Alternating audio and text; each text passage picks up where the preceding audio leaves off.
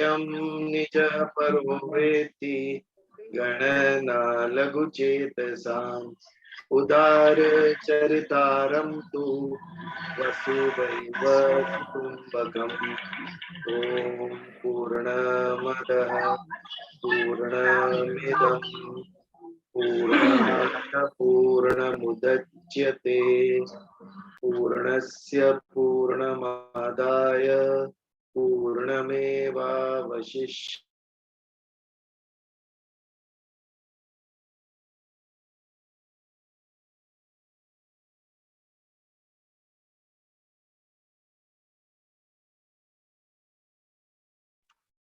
I think Bijal is muted for some reason.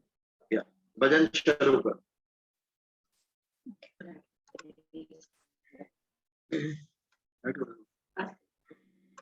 Should I start? Okay. एकली खड़ी रे मेरा भाई, एकली खड़ी माधव रे मंदिर में मेरा भाई, एकली खड़ी मोहन आओ तो सही, गिरधर आओ तो सही माधव रे मंदिर में मेरा भाई, एकली खड़ी थे कह वो तो सांवरा मैं मोरे मुकुट बन जाऊं पैरण लागे सांवरो रे पैरण लागे सांवरो रे मस्तक पर रम जाऊं मोहन आओ तो सही गिरधर आओ तो सही माधव रे मंदिर में मीरा बाई एकली खड़ी थे कहे वो तो सांवरा में काजलियो बन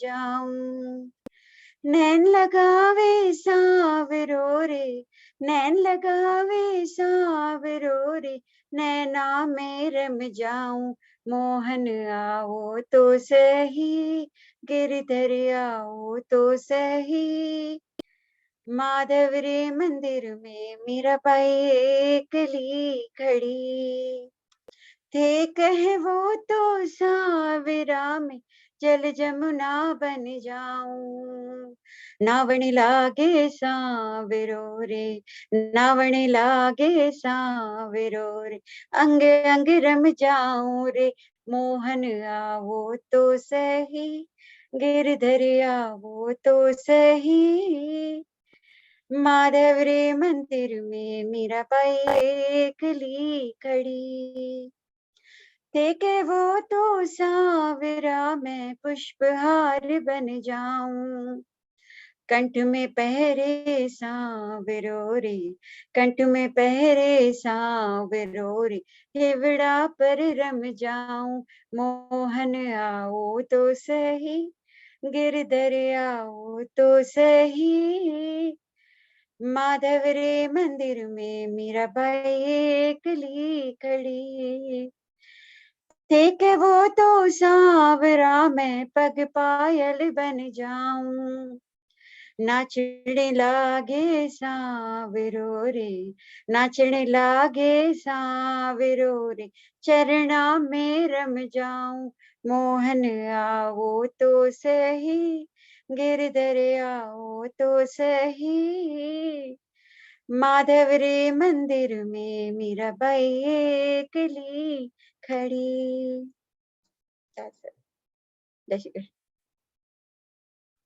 very sweet bhajan.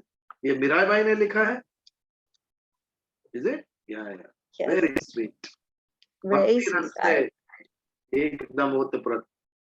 The moment I heard it, it just took me another zone. मैंने बोला यही गाऊंगी मैं, बहुत प्यारा सा। बैक टू भगवत गीता, अध्याय 4 शुरू किया हमने, ज्ञान कर्म संन्यास योग, कर्म योग का ही एक्सटेंशन। भगवान अर्जुन को कह रहे हैं कि सूर्य को सबसे पहले मैंने कर्म योग का ये ज्ञान दिया। सूर्य ने अपने पुत्र मनु को और मनु ने अपने पुत्र इक्ष्वाकु को। इस प्रकार मनुष्य को कर्मयोग का ज्ञान प्राप्त हुआ। इस पर अर्जुन को एक प्रश्न हुआ, आपका जन्म तो अभी का है, आप हमारे समवयस्क है, और सूर्य का जन्म तो आदि से सूर्य भगवान है, कितने लाखों वर्ष से उनका जन्म हो चुका है। तो ये कैसे संभव है भगवान? ये आपने सूर्य भगवान को शुरुआत में, आदि में ये ज्ञान दिया कर्म योग का। इस पर भगवान कृष्ण कहते हैं अपने जन्म का जो रहस्य है, जो कारण है, कृष्ण अवतार क्यों हुआ, ये कारण समझाने के लिए भगवान आगे के श्लोक के बहुनी में व्यतीतानी जन्मानी तव चार्जुन, बहुत सारे जन्म हो चुके हैं मेरे और आपके। तान्यहम वेद सर्वाणी, तान अहम वेद सर्वाणी, वो सभी जन्म मुझे ज्ञान है, वो सभी जन्मों का। वेद यानी ज्ञान है उसका। नत्वम वेत्थ परम तप, लेकिन आपको उसका ज्ञान नहीं है। परम तप यानी अर्जुन, मुझे वो सभी जन्मों का ज्ञान है। मैंने जितने भी अवतार लिए, मैंने जितने भी जन्म धारण किए हैं, वो सभी का ज्ञान मुझे है, आपको नहीं है। इसके लिए आपके मन में ये प्रश्न उपस्थित हुआ। और इतना कहकर भगवान आगे अपने जन्म का रहस्य अर्जुन को बताते हैं कि क्यों लिया, कैसे लिया भगवान ने जन्म। बहुत ही सुंदर श्लोक है, समझने जैसा ज्ञान। अजोपि सन अव्ययात्मा, भूतानाम ईश्वरोपि सन्न, प्रकृतिम स्वाम अधिष्ठाय संभवामात्य मायया। थोड़ा थोड़ा करके समझते हैं। पहली लाइन में 3 कैरेक्टरिस्टिक्स भगवान ने कहे, 3 गुण कहे। अजो अपि सन अव्ययात्मा, मैं अजन्मा हूं। अपि यानी और, सन यानी हो। अव्ययात्मा, कभी भी जिसका व्यय नहीं होता, जो जन्मा नहीं है उसका मृत्यु कैसे होगा? ये नियम है, जो जन्मा है उसी का मृत्यु होगा। तो जो अजन्मा है उसका मृत्यु तो संभव है ही नहीं। तो मैं अजन्मा हूं, शरीर जन्म लेता है और शरीर की मृत्यु होती है, लेकिन मैं तो चिन्मय आत्मा हूं, मैं परम तत्व हूं। ना कभी जन्म लेता हूं, ना कभी मृत्यु होती है मेरी। अजो अपि सन अव्ययात्मा, मेरा व्यय नहीं होता है। व्यय किसका होता है? मनुष्य लोक में जिसने शरीर धारण किया उसका व्यय हो जाता है। व्यय यानी नाश। पैसों का व्यय होगा यानी पैसों का विनाश हो गया। ऐसे इस शरीर का एक दिन नाश होगा। शरीर व्ययात्मा है और भगवान कृष्ण अव्ययात्मा, उनका कभी भी नाश होने वाला नहीं है। इसके लिए ही अर्जुन ये ना समझ कि मैं अभी जन्मा हूं और कुछ वर्ष के अंदर मेरी मृत्यु होने वाली है। मैं अजन्मा हूं और मैं अव्ययात्मा हूं। भूतानाम ईश्वरोपि सन्न, सन्न यानी हो, सभी भूत यानी जीव सृष्टि, वो सभी का ईश्वर मैं हूं। नारायण उपनिषद का श्लोक हम समझ रहे हैं बाकी के 2 सत्संग में, कि जहां पर नारायण उपनिषद का हम पारायण करते। विश्वात्मानम परायणम, भगवान नारायण को कहा विश्वात्मानम परायणम, ये सारे ब्रह्मांड की आत्मा भगवान नारायण है। आत्मा का अर्थ जिसके ऊपर शरीर निर्भर है।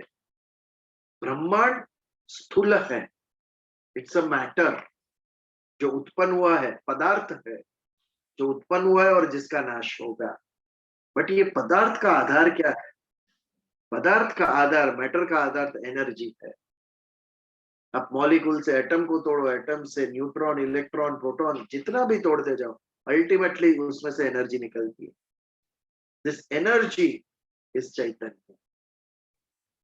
तो ये जो एनर्जी होती है, ये जो चैतन्य है, वो जड़ का आधार होती है। जैसे हमारा शरीर जड़ है, लेकिन उसका आधार आत्मा है। जिस दिन आत्मा नहीं रही उस दिन ये जड़ शरीर भी नाश हो जाएगा। उसी प्रकार ब्रह्मांड का आधार भी वो चैतन्य, महाचैतन्य, नारायणम महाग्नेयम विश्वात्मानम परायणम। भगवान नारायण महाग्नेय है, विश्वग्नेय है, वर्ल्ड जानने जैसा है, जानने योग्य है। बच्चों को 2 साल का हुआ, 3 साल का हुआ, प्ले ग्रुप में भेज दिया, 22, 23, 25 साल तक वो विश्व को ही समझता रहा। जो भी विषय हम पढ़ते हैं वो विश्व को समझ रहे हैं। आप मैथ्स पढ़ो, इकोनॉमी पढ़ो, कुछ भी पढ़ो, संसार को आप समझ रहे हैं। विश्वज्ञेय है, लेकिन परमात्मा महाज्ञेय है। प्रिंस सिद्धार्थ बुद्ध कब बने?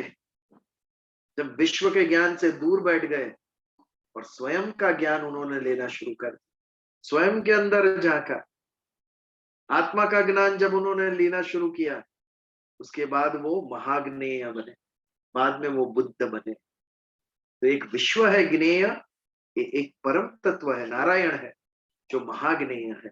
उसी प्रकार वो विश्वात्मा है, सारे ब्रह्मांड का आधार। जिस दिन नारायण नहीं रहे उस दिन प्रलय, जिस दिन परम तत्व वो ब्रह्मांड में से निकल गया उस दिन प्रलय, मैटर का नाश हो जाएगा। उत्पत्ति स्थिति लय। चैतन्य जब जागृत होता है तो ब्रह्मांड का सर्जन होता है, फिर लाखों करोड़ों साल तक स्थिति रहती है उसकी, और फिर लय होता है।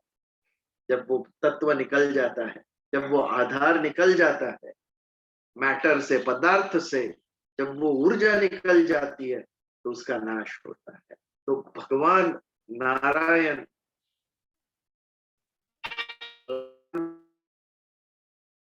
वो विश्वात्मा है, विश्व का आत्मा है वो। वही बात यहाँ पर है, भूता नाम ईश्वरो अपि सन्न। ये जितने भी भूत तत्व है, वृक्ष, वनस्पति, पशु, पक्षी, गंधर्व, यक्ष, पितृ, देवता, ये सभी का ईश्वर में हूं। ईश्वर यानी उनका आधार, उनका श्रद्धेय, जिसके ऊपर वो निर्भर है, वो मैं नारायण स्वरूप हूं, विश्व का आत्मा हूं, ये सभी भूतों का ईश्वर मैं हूं। अजोपि सन अव्ययात्मा भूता नाम ईश्वरो अपि सन्न। आप सभी का ईश्वर मैं हूं। ये बात भगवान ने अर्जुन को कही, और किसी को नहीं, क्योंकि अर्जुन को श्रद्धा उत्पन्न हुई है। दुर्योधन को कहने गए नहीं है, शकुनी को कहने गए नहीं है भगवान। पर जब श्रद्धा देखी भगवान ने, तो भगवान ने जो उत्तम रहस्य था, क्या था उत्तम रहस्य? कि वो कृष्ण तो एक अवतार है उनका, लेकिन वो सारे ब्रह्मांड के विश्वात्मा है। तब जाके दिव्य स्वरूप भगवान ने दिखाया, अपना विराट स्वरूप का दर्शन कराया अर्जुन को, जब उन्होंने देखा कि ये मेरा पूर्ण श्रद्धा से मुझे सुन रहा है उस वक्त। तो इस प्रकार सभी भूतों का मैं ईश्वर हूं, भगवान अर्जुन को कह रहा है। और इसीलिए मैं अजन्मा हूं, अव्ययात्मा हूं। वर्षों पहले मैंने सूर्य को भगवत गीता का सबसे पहले उपदेश दिया था, लेकिन बहुत दुख की बात है, ये उपदेश का ह्रास हुआ, ये लुप्त हो गया। कोई भी ज्ञान टिकाने के लिए प्रयत्न करने पड़ते, कष्ट करना पड़ता है। जो भी डिग्री लेते हैं ऐसे नहीं लेते, कितनी पढ़ाई करते हैं, कितनी मेहनत करते हैं, उसके ज्ञान प्राप्त होता है। उतनी मेहनत वो ज्ञान को टिकाने के लिए करनी पड़ती है। आप सबने एसएससी पास की होगी, आप सबने ग्रेजुएशन किया होगा, कितना याद है उसमें से?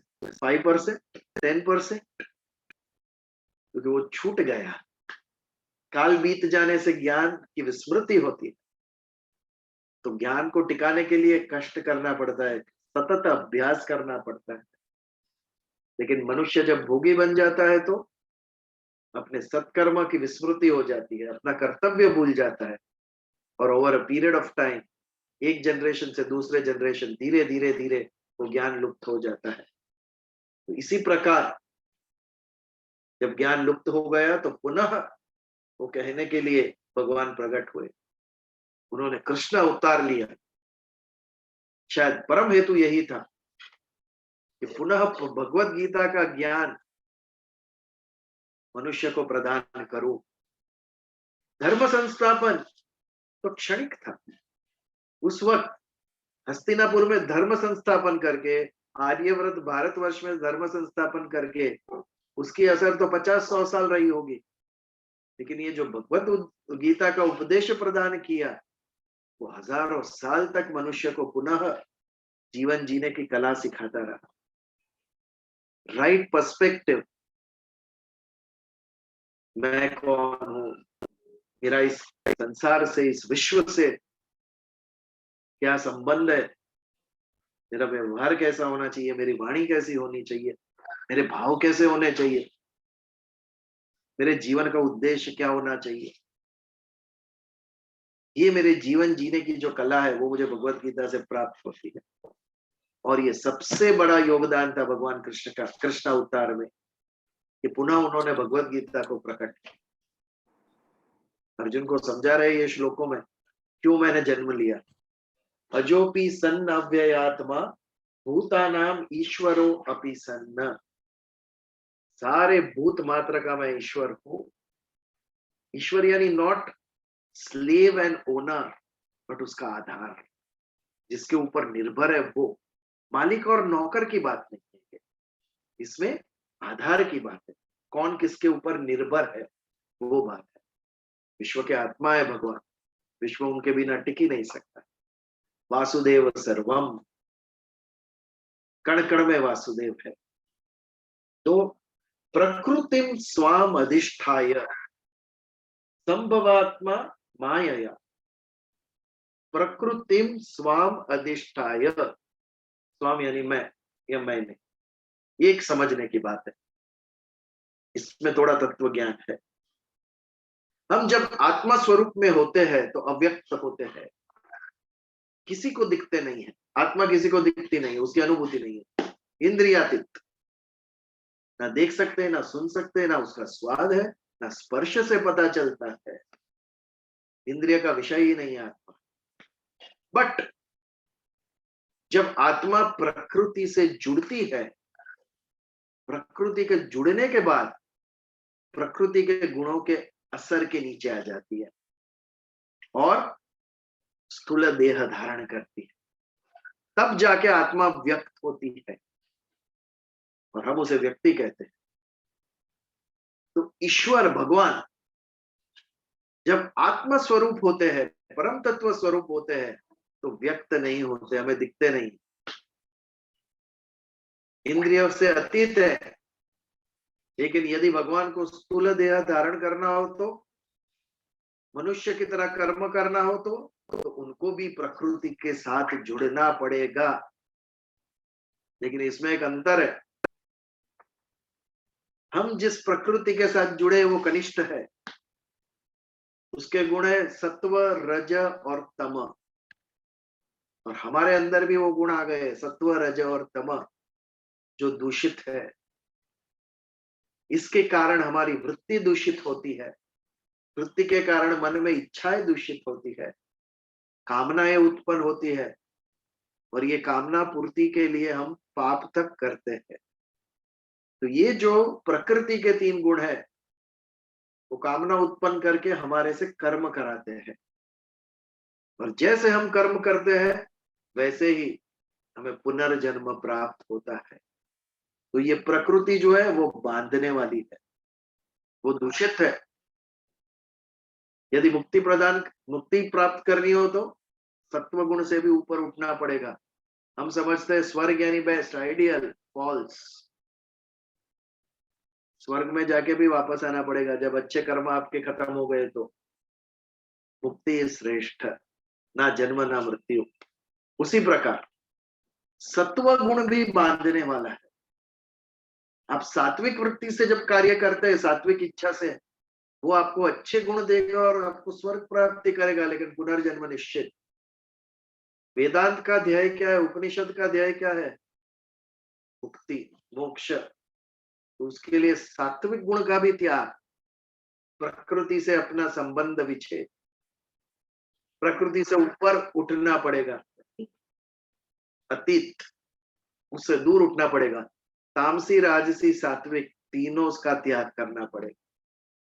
जब तक ये तीनों गुण हमारे अंदर है तब तक ये सदोष है और पुनर्जन्म निश्चित।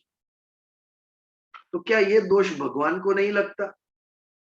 जब वो प्रकृति से जुड़ते हैं अवतार धारण करने के लिए,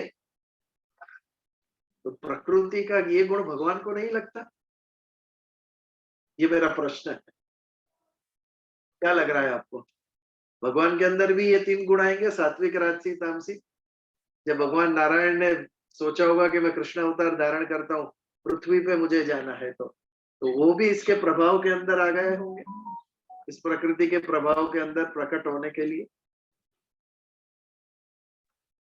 हाँ, एक है कोई सेशन में चैलेंज? कहा था, एक हाँ जी, सेशन में आपने ही बोला था, एक सेशन में आपने ही बोला था कि अगर भगवान को भी पृथ्वी पर आना है तो कुछ गुण लेके ही आना होगा ना, स्वभाव लेके तो आना ही होगा कुछ। लेकिन मैं बोलूं वो सत्य है, ये किसने कहा? सत्य तो व्यक्ति के कहने से कहीं ऊपर है, वो उसका स्थान अलग है। नितिन भाई कुछ कहना चाहेंगे? हाँ जी। परमात्मा जब शरीर धारण करके, स्थूल शरीर धारण करके अवतार लेते हैं, तब भी सारी प्रकृति वगैरह और इंद्रिया, प्रकृति, सभी कुछ उनके कंट्रोल में है, लेकिन हमारे कंट्रोल में वो नहीं है। जो माया है उनकी रची हुई, वो हमारे कंट्रोल में नहीं है, लेकिन माया पूरी तरह से उनके कंट्रोल में है। इसलिए ही हम बोलते हैं ना कि वो अबव ऑल द थिंग्स, और उनको ना ही कभी क्रिएशन या डिस्ट्रक्शन या किसी चीज का वो कर्म नहीं बांधता है उनको। So he is beyond all that, though he is in the human form, but still he has got all the parameters in his control. Correct, very good. ये बहुत बड़ा अंतर है जो नितिन भाई ने कहा। वो ये जो प्रकृति है, जब संसार के संदर्भ में हम प्रकृति कहते हैं तो उसका नाम है माया, और आत्मा के संदर्भ में जब प्रकृति की बात करते हैं तो वो अविद्या है। चाहे वो सांसारिक माया हो या आत्मा की अविद्या हो, ये दोनों ही भगवान के नियंत्रण में है। इसका क्या अर्थ है? स्वाम अधिष्ठाय, उसका अधिष्ठान मेरे हाथों में है। आप प्रकृति से के गुणों के असर के नीचे है। जब मैं प्रकृति को मेरे अंडर लाता हूं, मेरे नियंत्रण में लाता हूं, और फिर मैं जन्म लेता हूं, ये बहुत भारी अंतर है हमारे जन्म में और भगवान कृष्ण के जन्म में। हमारी जो प्रकृति से हम जुड़े हैं वो कनिष्ठ है, सत्व रज तम, ये तीन गुण उसके अंदर है। लेकिन भगवान वो श्रेष्ठ प्रकृति के, शुद्ध प्रकृति उनकी है। उनकी प्रकृति के गुण है सत्य, चित्त, आनंद, घन स्वरूप। राजसी, सात्विक, तामसी ये हमारी प्रकृति, लेकिन भगवान कृष्ण की प्रकृति सत्य, चित्त, आनंद स्वरूप, पॉजिटिव, मुक्ति प्रदान करने वाली। और ये जब प्रकृति को अधीन करके भगवान कृष्ण जन्म लेते हैं, तो उनके जो कर्म होते हैं वो बांधने वाले नहीं होते हैं। क्यों लिया भगवान ने जन्म? अपने लिए लिया जन्म भगवान ने?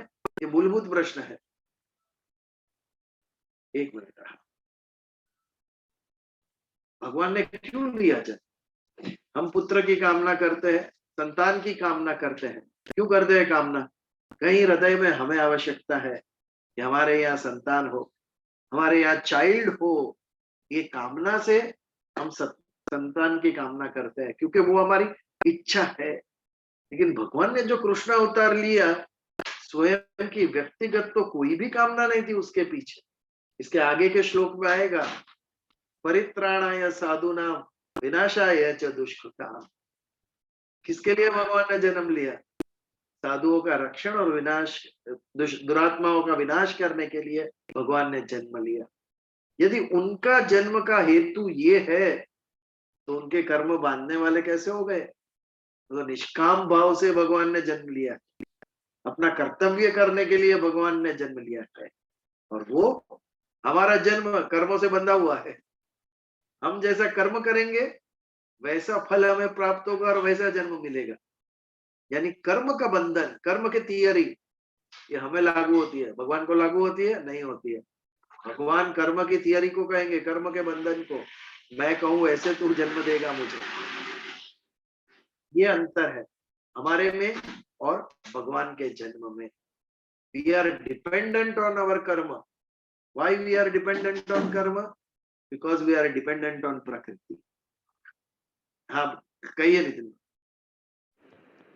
एक और बात ध्यान आ रही है जो शेयर करूंगा कि भगवान अपनी इच्छा अनुसार अवतार लेते हैं, लेकिन हम हमारी इच्छा अनुसार जन्म या नहीं ले पाते। We can not have our own desire कि भी मैं ये जन्म ले लूं या वो कर लूं, which is not in our control. But God जो वो अवतार लेते हैं अपनी इच्छा अनुसार।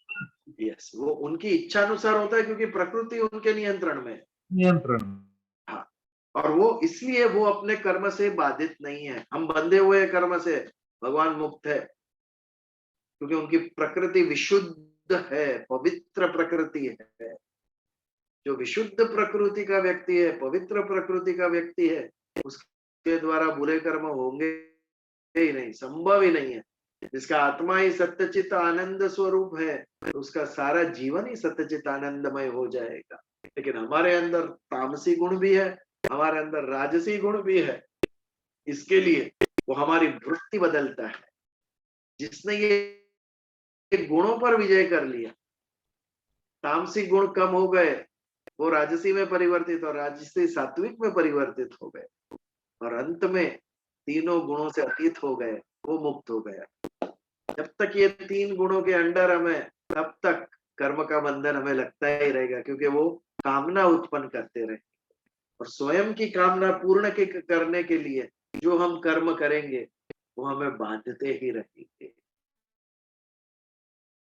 लेकिन भगवान क्या कहते हैं? प्रकृतिम स्वाम अधिष्ठाय। मैं स्वामी हूं प्रकृति का, प्रकृति के असर के नीचे मैं नहीं हूं।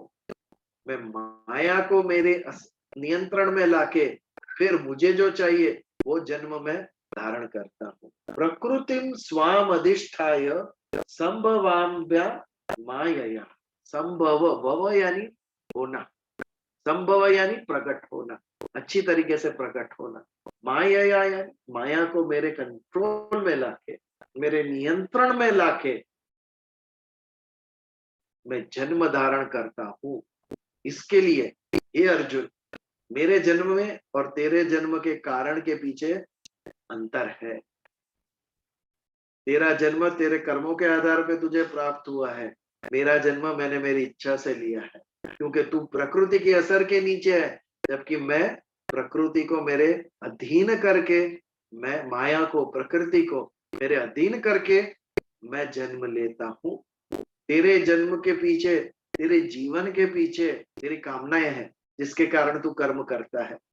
मेरे जीवन के पीछे कोई कामना नहीं। क्यों? क्या है ऐसा विश्व में जो मुझे प्राप्त नहीं?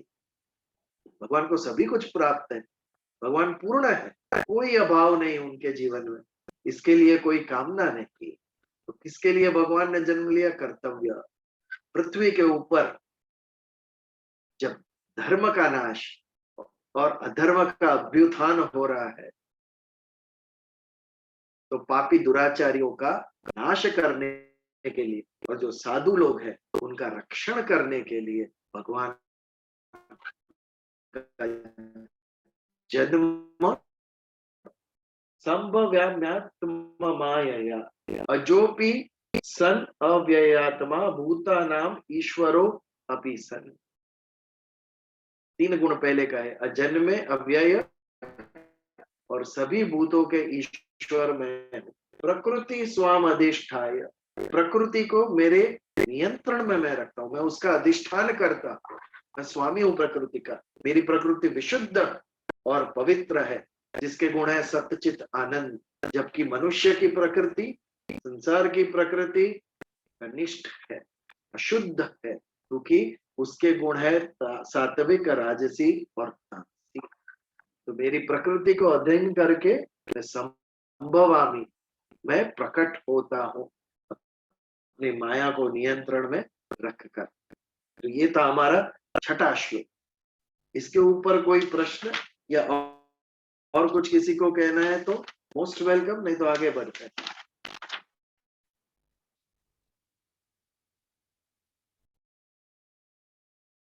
भगवान प्रकृति के गुणों के अंडर नहीं है, हम प्रकृति के गुणों के अंडर है। इसके लिए हमारा जन्म जब होता है तब से बालक अवस्था, युवान अवस्था, वृद्ध अवस्था और फिर पुनर्जन्म। लेकिन क्या भगवान को भी ये अवस्थाएं टच करेंगी? भगवान को कोई भी अवस्था टच नहीं करेगी। इसके लिए हमेशा भगवान का चित्र युवा ही रहेगा। आपने कभी भी वृद्ध होते हुए देखा? ना भगवान कृष्ण को वृद्ध होते हुए देखा है, ना राम को वृद्ध होते हुए देखा। हम प्रकृति के कारण वृद्ध होते हैं, हम प्रकृति के असर के नीचे इसके लिए वृद्ध होते हैं। लेकिन भगवान तो प्रकृति के स्वामी है, प्रकृति उसे स्पर्श नहीं कर सकती। इसके लिए कभी भी भगवान को हमने वृद्ध होते हुए देखा नहीं। लेकिन फिर भी ये समझने की बात कि जब भी मनुष्य अवतार लिया तो भगवान ने अपनी सारी शक्तियां थी, वो होते हुए भी एक मनुष्य के तरह जन्म लिया उन्होंने। भगवान दशरथ ने जब कहा, पिता ने कहा कि आपको वन में जाना है, भगवान राम समर्थ थे सारी अयोध्या की सेना को हराने के लिए, लेकिन उन्होंने स्वीकार किया, उन्होंने कष्ट सहन किया। लेकिन फिर भी उनकी जो शक्ति होती है, ये शक्ति वो लेकर ही जन्म लेते हैं। हम उसे चमत्कार कहते हैं।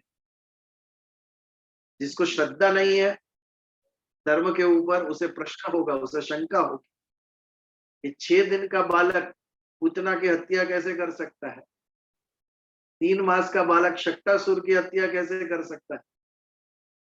6 साल में भगवान कृष्ण ने गोवर्धन गिरी कैसे उठा लिया? अपनी उंगली के ऊपर उठाया, क्योंकि वो शक्तियां लेकर ही जन्मे थे, तो भगवान थे। और उनकी जो शक्ति थी, ये पराशक्ति, उसके द्वारा ये सब उनके द्वारा होती थी। जब जन्म लिया तो शक्ति उनसे दूर नहीं गई, शक्ति उनके साथ ही थी। ये सभी शक्ति जिसके द्वारा वो अपना स्वरक्षण करते थे। और उनकी ये जो शक्ति है, उनकी ये जो माया है, यही राम के युग में सीता स्वरूप में बाहर आई और कृष्ण अवतार में राधा स्वरूप में। यही शक्ति भगवान की, यही माया, वो सीता जी और राधा जी। रामायण में एक स्थान पर सीता जी ने कहा, भगवान राम ने कुछ नहीं किया, ये जो कुछ भी हो रहा हो मैं कर रही हूँ। ये पढ़ेंगे तो हमें प्रश्न होता है, ये कैसा संभव है?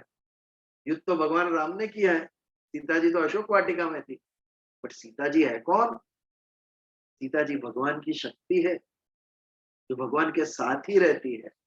श्री आगे क्यों लगाते हैं? उसकी भगवान की शक्ति है वो। नारायण की शक्ति महालक्ष्मी, राम की शक्ति सीता, कृष्ण की शक्ति राधा। इसके लिए हम जो भी कार्य करते हैं एनर्जी के द्वारा करते हैं। हमारी जो शक्ति शरीर के अंदर होती है उसके द्वारा हम करते हैं। तो ये जो शक्ति है वो भगवान सीता स्वरूप है, वो कृष्ण अवतार में राधा स्वरूप है।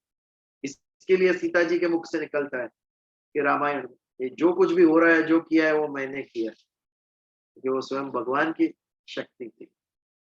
तो कोई भी अवतार ले भगवान, ये उनकी योग माया शक्ति उनके साथ रहती थी, उसके द्वारा वो असहज कार्य करते थे। तो मनुष्य होकर करना हमें संभव न दिखे, वो भी भगवान के द्वारा संभव होता था, क्योंकि वो शक्ति लेकर जन्म लेते थे। तो इस प्रकार अर्जुन को अपने जन्म का भेद भगवान ने समझाया कि मेरे जन्म लेने के कारण अलग है, मेरे जन्म लेने का हेतु अलग है।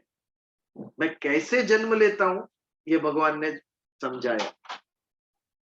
7वें श्लोक में भगवान ने कब जन्म लेते हैं वो कहते हैं अर्जुन को, कब, when, अवतार कब होता है, इसके विषय में भगवान ने 7वें श्लोक में कहा। यदि आपके सामने है भगवत गीता तो पढ़िए, पढ़ने की जरूरत नहीं है इस श्लोक के लिए। यदा यदा ही धर्मस्य ग्लानिर्भवति भारत अभ्युत्थानम् अधर्मस्य तदात्मानं सृजाम्यहम्। महाभारत ने ये श्लोक इतना फेमस कर दिया है, 90s में जो महाभारत आई थी, एंड 80s और 90s में, कि बच्चा बच्चा बोलने लगा, पता हो ना हो बोलने लगा। इसका अर्थ क्या है, करेक्ट संदर्भ पता हो ना हो, लेकिन बोलने लगे हो। इसके आगे के श्लोक हम समझेंगे तभी ये क्लियरली समझाएगा। ये जो 7वां श्लोक है, 6ठा श्लोक, ये समझना आवश्यक है। पहले वो समझना चाहिए, उसके बाद ये श्लोक समझना चाहिए। बहुत ही सिंपल है। यदा यदा ही धर्मस्य ग्लानिर्भवति भारत, ग्लानि यानी हानि, भवति यानी हो रही है, भारत यानी अर्जुन। जब जब धर्म की ग्लानि होती है अर्जुन, तब मैं प्रकट होता हूं। व्हाट इज धर्म की ग्लानि? इसके ऊपर डिबेट होनी चाहिए। धर्म की ग्लानि अर्थात क्या, अधर्म क्या है और धर्म क्या है? जब ये दो विषय हम समझेंगे, धर्म क्या है अधर्म क्या है, तब जाकर हम समझेंगे कि धर्म की ग्लानि कैसे होती है। कोई प्रयास करना चाहेगा? धर्म और अधर्म, इन शॉर्ट, धर्म किसे कहेंगे, अधर्म किसे कहेंगे?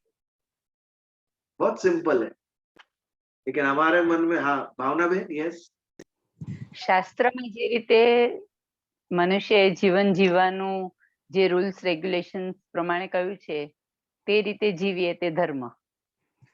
yes, it's a part of જે it. નિષેધ કર્યો હોય Yes. તે ન કરીએ એ અધર્મ. મીન્સ એટલે એ પ્રમાણે કરીએ ધર્મ, નિષેધ પ્રમાણે કરીએ અધર્મ. राइट राइट, એટલે એક પાર્ટ, એક part. जो निषेध कार्य जब हम करते हैं तो वो अधर्म कहलाता है। बट व्हाट इज धर्म देन? સત્ય ઈ ધર્મ છે. સત્યને આચરણ કરવું એ ધર્મ છે। હા Nitinbhai, Dharma actually it means to uphold. When to uphold. uphold, Uphold. Dharma is whenever अपना स्वधर्म based on the birth that we have taken, જે આપણે જન્મ લીધો છે એ પ્રમાણે આપણે જે બી વર્ણમાં કે જે બી રીતે જન્મ લીધો છે એમાં આપણો જે સ્વધર્મ આપણને સમજાય છે, to follow that and to uphold the values of that the birth that has been given to you as a human being, the intellect to think of right and wrong which has been given to us, એ પ્રમાણે આપણે એનો વિવેક રાખીને એનો આચરણ કરીએ, that is ધર્મ. અને જ્યારે આપણે આપણી natural we deviate from our natural, આપણે એનાથી વિરુદ્ધ કામ કરીએ તો then it is called adharma. If we are deviating from our own self. सबसे पहले तो हम प्रयास करें हिंदी में बोलने का, क्योंकि कुछ Sorry, लोग हैं sorry. जिनको गुजराती समझ में नहीं Very आएगी। sorry, very यहाँ very पर, sorry. नहीं, आपकी बात भी बहुत, इन शॉर्ट मैं कहूँगा, धर्म को दो तरीके से हम देख सकते हैं। पहला, फंडामेंटल, वस्तु का जो स्वभाव है वो धर्म। वस्तु का स्वभाव यानी वस्तु का गुण। आप एक दिए का एग्जाम्पल ले लो, दिए का गुण क्या है? प्रकाश देना। तो अभी अगर उसका गुण प्रकाश देना है तो उसका स्वभाव क्या हुआ? प्रकाश दे। उसका स्वभाव ही है प्रकाश दे। सांप का स्वभाव है डंश देना, क्यों? क्योंकि उसका गुण है, उसके अंदर ये क्वालिटी है कि वो डंश देता है, इसके लिए उसका स्वभाव, ये उसका गुण हो गया। तो गुण और स्वभाव एक है। अग्नि का गुण क्या है?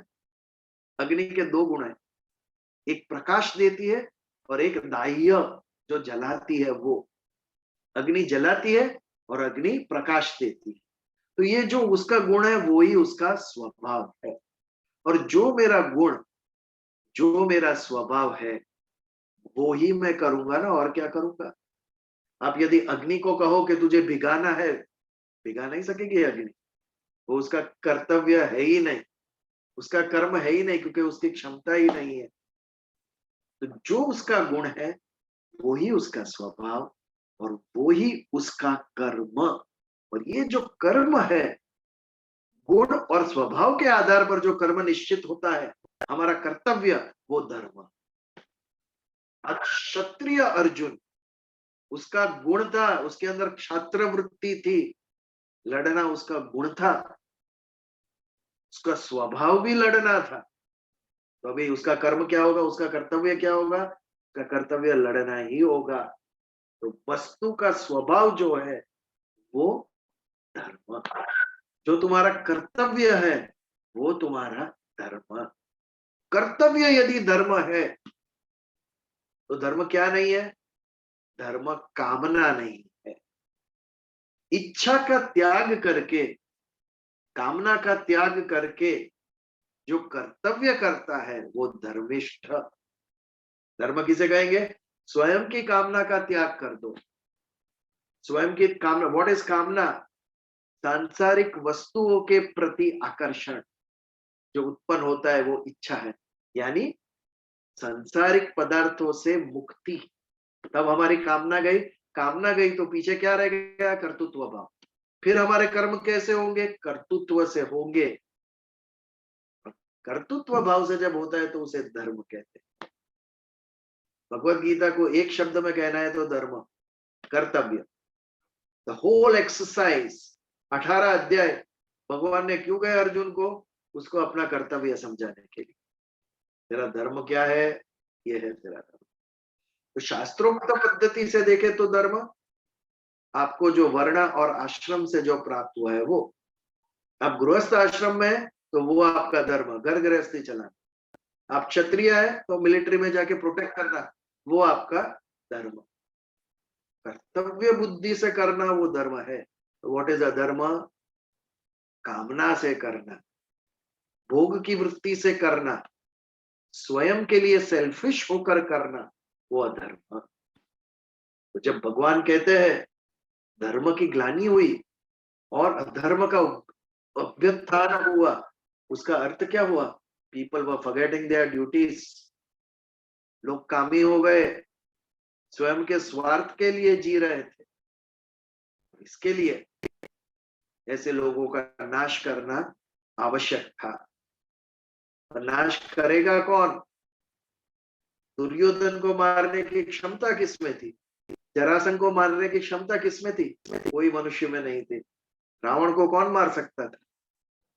इसके लिए ऐसा व्यक्ति जिसके पास ज्ञान है, जिसके पास शक्ति है, जिसके साथ संपत्ति है, इतना पावरफुल होने के बाद भी यदि वो अधर्म कर रहा है, किसी की बात नहीं सुन रहा है, समझ रहा है, तो उसका वध करने के लिए भगवान स्वयं अवतार धारण करते हैं। ये मनुष्य के बस की बाहर की बात है कि इसका नाश करें। जब ये परिस्थिति निर्माण होती है तब भगवान उस अधर्मी का नाश करने स्वयं प्रकट होते हैं। यदा यदा ही धर्मस्य ग्लानिर्भवति भारत, जब लोग अपना कर्तव्य भूल जाते हैं, कामी हो जाते हैं, भोगी हो जाते हैं, सेल्फिश हो जाते हैं, ये धर्म की ग्लानि है। अभ्युत्थानम अधर्मस्य, अधर्म का अभ्युत्थान हो रहा है, यानी it is increasing, it is rising.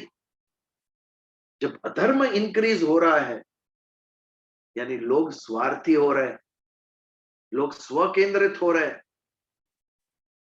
Brahma ji ने सृष्टि का जो निर्माण किया था उसके पीछे का हेतु क्या था, सहयज्ञ प्रजा सृष्टवा। इस सृष्टि का मैं रचना कर रहा हूं इस सृष्टि की, क्योंकि सहयज्ञ, आप सब स्वार्थ त्याग करके मिलकर यज्ञार्थ कर्म करें, यानी ड्यूटी करें, अपनी कर्तव्य करें। इसी से ये विश्व सुंदर बनेगा, इसी से हमारा जीवन भी जीने लायक बनेगा और अन्य का भी हम बनाएंगे। ये दृष्टि हमें दी ब्रह्मा जी, ये आदेश दिया। और ये समझने के लिए, चलो मैं ना समझ हूं, मुझे समझ नहीं पड़ता है, इसके लिए शास्त्र। यदि तुझे स्वयं समझ नहीं पड़ती है, देन फॉलो दिस। ये विधि कर्म, ये निषेध कर्म, ये कर्म कर और इसका त्याग कर, ये तो समझ में आएगा ना तुझे। लेकिन उसको भी हमने बांध के चढ़ा दिया ऊपर, शास्त्र को भी। कौन बिलीव करता है आज शास्त्र को? हमें हम्बक लगता है, शास्त्र जैसा कुछ है ही नहीं। आज के युग में उसकी क्या जरूरत है?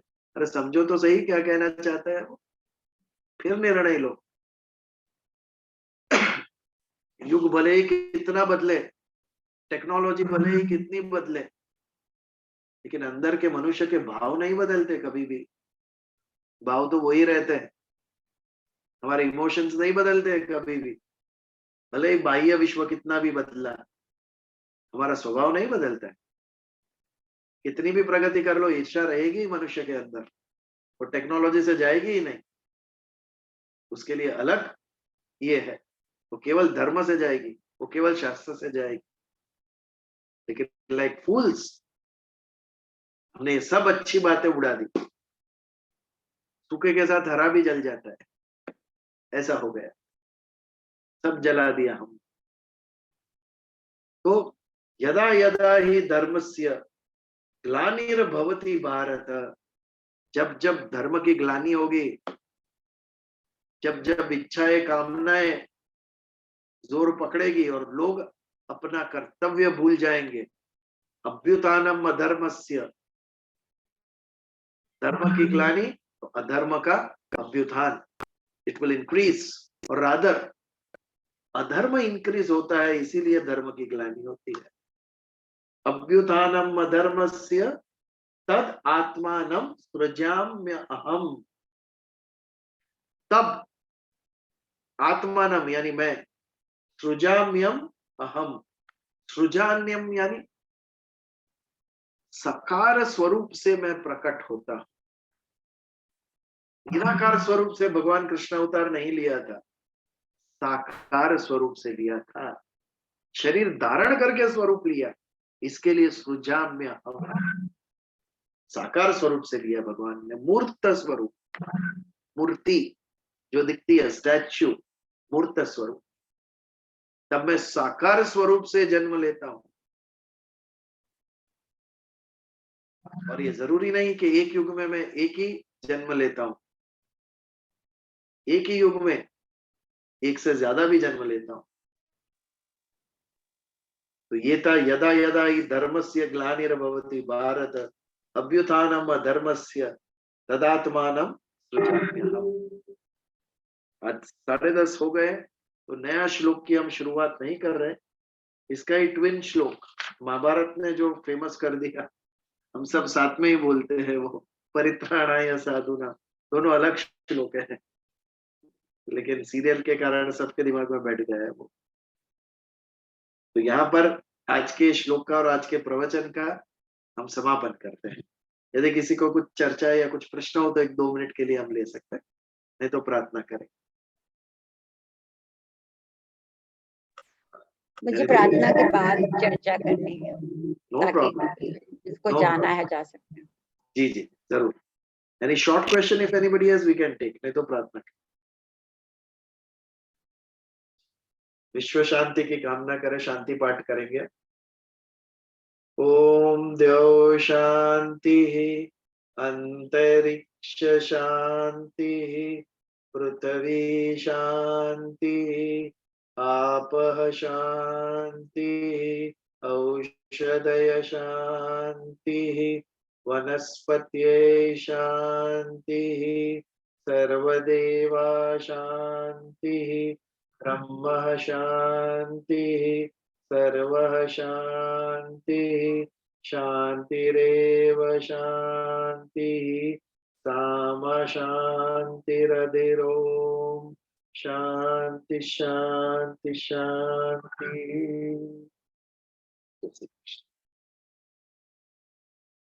प्रवचन का समापन होता है, किसी को चर्चा के लिए यदि रहना है तो रह सकते।